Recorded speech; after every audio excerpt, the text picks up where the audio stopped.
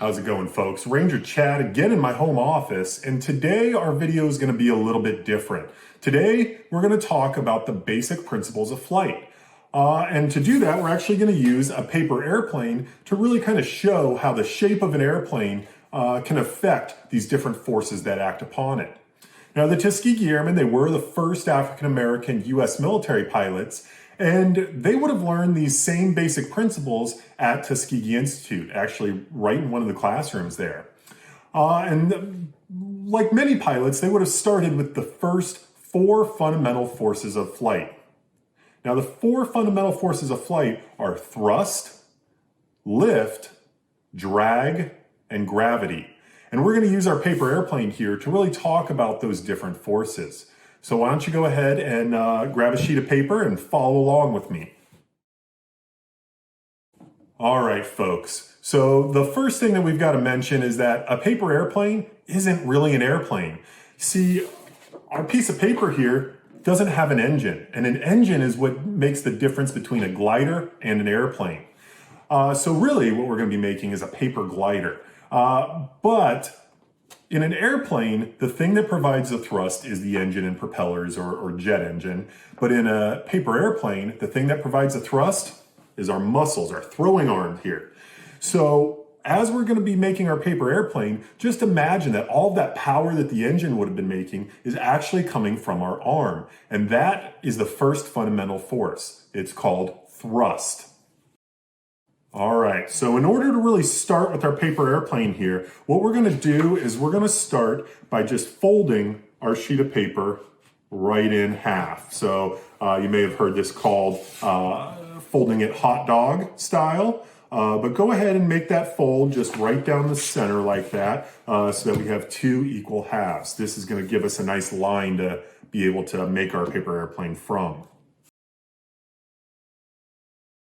All right, so the next fundamental force actually works in the exact opposite way as thrust. If thrust is the thing that makes our paper airplane go through the air, drag, which is our second fundamental force, actually pushes against it or stops it from moving.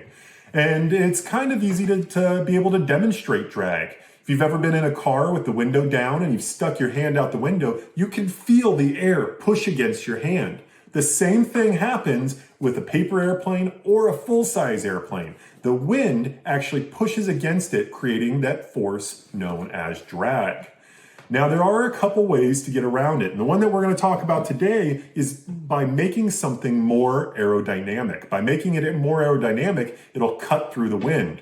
One way to test this out is when you have your hand out in the car or out the window of a car, have it out this way, and you can feel the wind push against it. But as soon as you turn it sideways, it'll move through the air a lot easier and you won't feel as much push.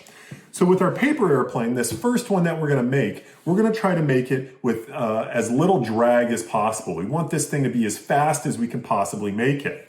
And so one way to do that is to make it really cut through the air, make it aerodynamic.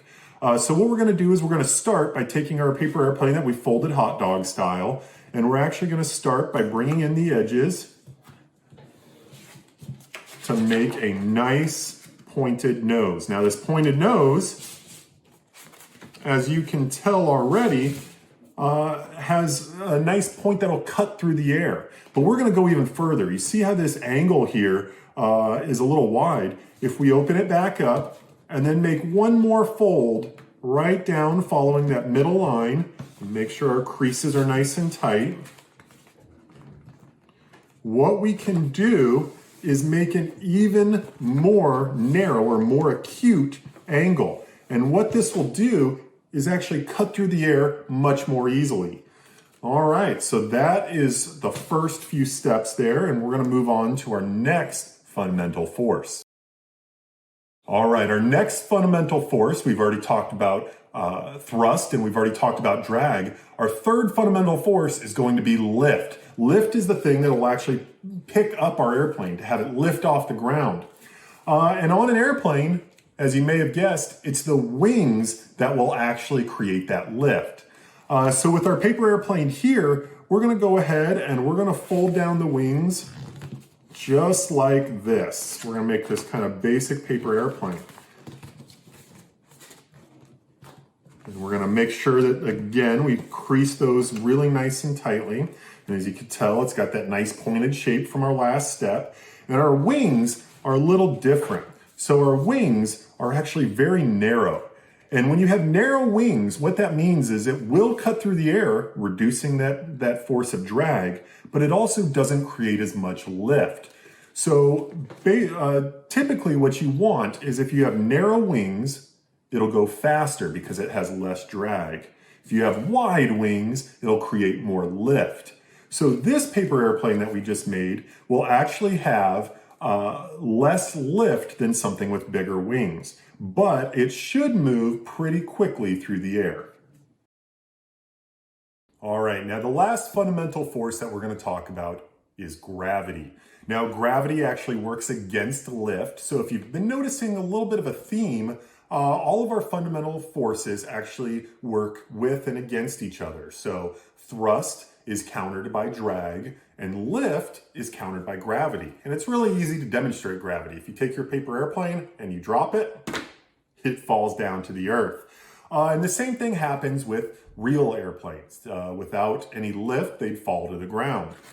Now, something you may have noticed is that most airplanes are made out of really light materials. With our paper airplanes, it's paper, but if you've ever been on a big commercial jet or something like that, it's usually really lightweight metals like aluminum.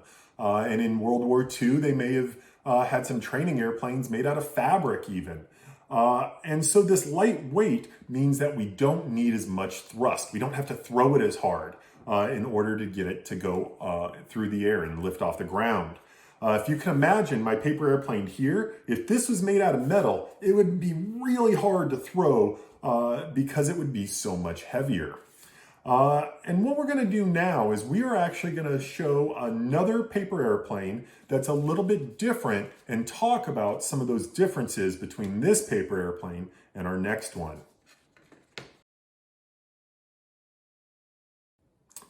All right, folks, so what you're going to do for your next paper airplane is you're going to take your piece of paper and you're going to fold it hamburger style. So you're going to take it so that it's a little bit wider to start with. And what we're going to do is we're going to start by opening it up, and we're still going to make it a little pointed here. We're still going to give it some of that aerodynamic ability, that ability to fight against the force of drag, but we're not going to have it be as pointed. So once you have the two ends folded to the middle, I want you to take the nose, the tip, and actually fold it back. And then we're going to fold it right back in half. So already we can tell that it's different than our first airplane because it doesn't have this pointed nose. So instead of being able to cut through the air aerodynamically, it's going to push against the air, just like when your hand was out of the window. Then what we're going to do is we're not going to fold it again to make it even more aerodynamic. We're going to keep these wings as big as possible in order to have a larger force of lift. So we're going to fold it right down like this and make sure to keep those creases nice and tight. And what this will do is create a paper airplane with huge wings. See how much more wing we have on this paper airplane than this one. So when you throw this one outside, what you're going to see is that it'll fly a little bit longer with less force, but it won't fly as fast. Remember that the forces acting on this are going to be our thrust from throwing it, the drag, so it doesn't have the pointed nose and it's got more wings showing to the wind or to the air.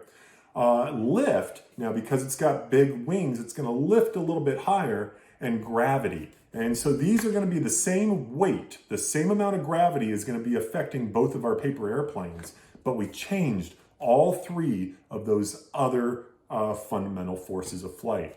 So if you get a chance, go ahead and throw these outside, take a look at what the differences are, and then go ahead and post down below with our comments on different types of paper airplanes you've created. Show us maybe some of those really cool designs that really show those four fundamentals of flight.